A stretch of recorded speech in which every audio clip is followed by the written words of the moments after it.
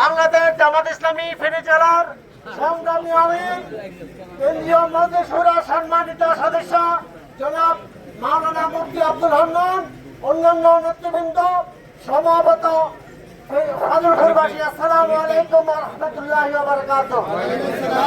আপনারা জানেন আগামী 12 ফেব্রুয়ারি যে জাতীয় সংসদ নির্বাচন অনুষ্ঠিত হতে যাচ্ছে, এই নির্বাচন আপনার জন্য, আমার জন্য, আমাদের জন্য, দেশের সকল মানুষের জন্য, স্বাধীনতা সার্বভৌমত্বের জন্য এবং আমাদের জনবল নিরাপত্তার জন্য এবং দেশটা একটা সুন্দরভাবে চলার জন্য অত্যন্ত গুরুত্বপূর্ণ।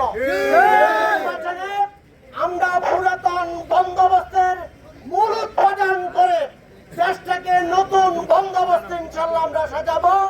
সেই লক্ষ্যে 10 দলীয় ঐক্যজোট মনোনীত প্রার্থী জনাব মুজিবুর রহমান মঞ্জু ভাইয়ের ঈগল মার্কার পক্ষে ব্যাপক ক্যাম্পেইন করে ভোটারদের দুয়ারে দুয়ারে গিয়ে আমরা ঈগল মার্কার জয় ছিনিয়ে এনে ঈগল মার্কাকে জয়যুক্ত করে বাংলাদেশকে বেশিবাদ মুক্ত, আধিপত্যবাদ মুক্ত, সাদাবাদ মুক্ত, লুটেরা মুক্ত একটি কল্যাণকর রাষ্ট্র ইনশাল্লাহ আমরা উপহার দেব।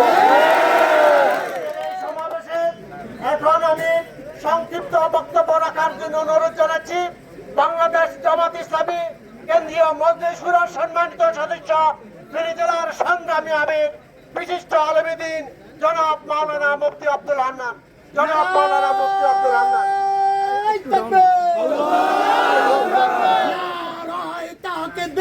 আল্লাহু আকবার। বাংলাদেশ জামাত ইসলামী জিন্দাবাদ জিন্দাবাদ জিন্দাবাদ জিন্দাবাদ। বাংলাদেশ